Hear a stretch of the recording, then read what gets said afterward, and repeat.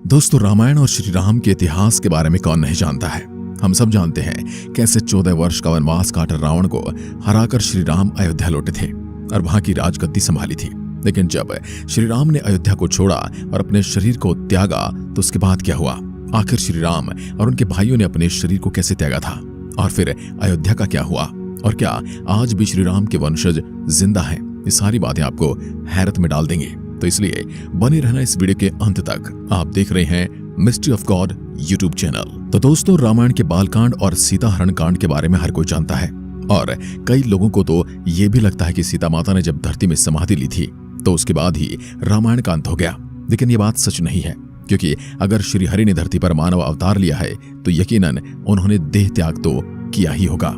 और इस बात का उत्तर मूल रामायण में मिलता है।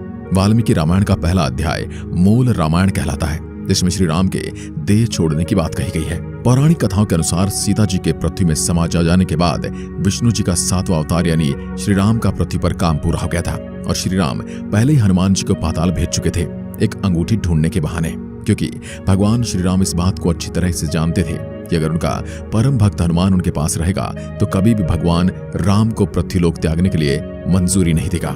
हनुमान किसी भी कीमत पर ऐसा नहीं होने देंगे और यही वजह थी कि भगवान राम ने अपनी खोई हुई अंगूठी ढूंढने के लिए हनुमान जी को पाताल लोक भेज दिया। हनुमान जी जैसे श्री राम को छोड़कर पाताल लोक की तरफ निकलते हैं, इसी बीच यम भगवान राम से मिलने के लिए धरती लोक पर आते हैं। यम देवता श्री राम से मिलने के लिए अपने असली अवतार में नहीं आते, बल्कि एक साधु का भेष लेकर आते हैं और भगवान राम से मिलने के लिए जाते हैं। तो भगवान राम को इस बात से अवगत कराने आए थे कि पृथ्वीलोक पर उनका कार्य पूर्ण हो चुका है और अब उन्हें मानव रूप त्याग कर बैकुंठ लोक लौटना पड़ेगा।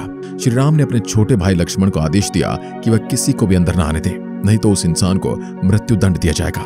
भगवान श्री राम और यम अंदर एक दूसरे से वार्तालाप कर रहे थे।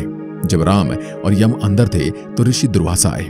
दुर्वासा ऋषि अपने क्रोध के कारण बहुत प्रसिद्ध थे। लक्ष्मण जी ने उन्हें रोका तो दुर्वासा ऋषि ने श्री राम को श्राप देने की बात कही। ऐसे में भाई को श्राप न मिले, इसके लिए लक्ष्मण ने खुद का बलिदान देने की सोची। लक्ष्मण जी खुद ही श्री राम के पास चले गए। ऐसे में भगवान राम को समझ नहीं आया कि वो लक्ष्मण को कैसे मारे। भगवान राम ने लक्ष्मण को देश निकाला दे दिया। अपने भाई को निराश कर लक्ष्मण खुद सरयू नदी में जाकर विलीन हो गए, यानी उन्होंने अपना देह पानी में त्यागा और शेषनाग का रूप ले लिया। कहा जाता है कि लक्ष्मण शेषनाग का ही मानव रूप थे। इसके बाद राम जी ने भी इसी तरह अपनी देह त्याग दी। लक्ष्मण के सरयू नदी में समाधि लेने से राम दुखी हुए और उन्होंने जल समाधि लेने का निर्णय लिया और भगवान श्री राम ने भी इसी नदी में अपने देह को त्याग दिया। लेकिन उसके तुरंत बाद में एक दिव्य विमान आया। उस समय में भगवान का स्वरूप बदल गया और उनके शरीर में 2 की जगह 4 भुजाएं हो गई। अपने वास्तविक रूप भगवान विष्णु के रूप में आने के बाद भगवान उस विमान में बैठ गए। यह देखकर अयोध्या की प्रजा ने भगवान से कहा कि हे प्रभु, आप तो अपने परम धाम को जा रहे हैं, आपके बिना हमारी दशा क्या होगी? तब भगवान ने अपनी प्रजा से कहा, आप सभी मेरे प्रिय हो, इसलिए आप सभी मेरे साथ चलें। और पूरी प्रजा के साथ भगवान श्री राम त्रेता युग के अंतिम चरण में अपने परम धाम को चले गए। इस तरह से पूरी अयोध्या सरयू नदी के जल में समा गई। लेकिन अभी उनके कई राज्य और भी बाकी थे। ऐसे भी पौराणिक कथाओं के अनुसार जब श्री राम ने मानव रूप को त्यागने का निश्चय कर भरत का राज्य अभिषेक करना चाहा तो भरत नहीं माने। अंत में दक्षिण कौशल प्रदेश, जो आज छत्तीसगढ़ है, उसमें कुश और उत्तर कौशल में लव का अभिषेक किया गया। भगवान राम के काल में भी कौशल राज्य उत्तर कौशल और दक्षिण कौशल में विभाजित था। कालिदास के रघुवंश अनुसार राम ने अपने पुत्र लव को शारावती का और कुश को कुशावती का राज्य दिया था। शरावती को श्रवस्ती माने तो निश्चय ही लव का राज्य उत्तर भारत में था और कुश का राज्य दक्षिण कौशल में। कुश की राजधानी कुशावती आज के बिलासपुर जिले में थी। कौशला को राम की माता कौशल्या की जन्मभूमि माना जाता है। रघुवंश के अनुसार कुश को अयोध्या जाने के लिए विंध्याचल को पार करना पड़ता था। इससे भी सिद्ध होता है कि उनका राज्य दक्षिण कौशल में ही था। ऐतिहासिक तथ्यों के अनुसार लव ने लवपुरी नगर की स्थापना की, जो वर्तमान में पाकिस्तान का लाहौर शहर है। यहाँ आज भी एक किले में लव का मंदिर बना हुआ है। फिर लव के वंशज गुजरात चले गए और मेवाड़ के राजस्थान में आकर बस गए। यहाँ उन्होंने सिसोदिया वंश की स्थापना की। शायद आज यही कारण है कि मेवाड़ का राज प्रतीक सूर्य है। लव से राघव राजपूतों का जन्म हुआ, जिसे बड़गुजर, जयास और सिकरवारों का वंश चला। दूसरी शाखा सिसोदिया राजपूत वंश की थी, जिनमें बैचला यानी बैसला और गहलोत कोहिल वंश के राजा हुए। दूसरी ओर कुश ने कुशावती नगर की स्थापना की, जो छत्तीसगढ़ राज्य के बिलासपुर जिले में है। कुश ने अपना राज्य पूरब की तरफ फैलाया। तत्पश्चात एक नागवंश कन्या के साथ विवाह किया।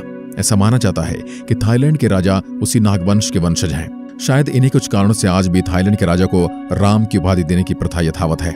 कुश ने कुशवाहा यानी कछवाहा राजपूतों का वंश चला।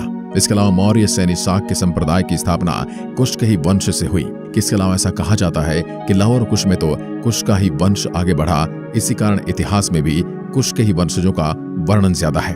आगे बढ़ते हैं। कुश के पुत्र हुए अतिथि, अतिथि के पुत्र हुए निषाद, निषाद के पुत्र हुए नल, नल के बाद हुए नब, और इस तरह वंशावली बढ़ते बढ़ते पहुंची महाभारत काल के राजा भृतबल तक, जिन्होंने महाभारत के युद्ध में भाग भी लिया था और ये कौरवों की ओर से लड़े थे। और ये माना जाता कि इनका वध अभिमन्यु के हाथ से हुआ था चक्रव्यूह के दौरान। दोस्तों, पुराणों में 30 दूसरे सूर्यवंशी राजाओं का भी जिक्र मिलता है, जिसमें एक राजा सिद्धार्थ यानी गौतम बुद्ध का भी है। जी हाँ, इसका मतलब कि गौतम बुद्ध भी भगवान राम के ही वंशज थे। सूर्यवंश के अंतिम राजा के रूप में राजा सुमित को जाना जाता है, जिनको नंद वंश के संस्थापक पद्मनंद ने हराकर अयोध्या को अपने कब्जे में कर लिया था। अब श्री राम की बात की गई है तो उनकी भाइयों की भी बात कर लेते हैं। भरत के पुत्रों का नाम तक्ष और पुष्कर था। लक्ष्मण के पुत्रों का नाम चित्रांग और चंद्रकेतु था। शत्रुघ्न के पुत्रों का नाम सुबाहु और सूरसेन था।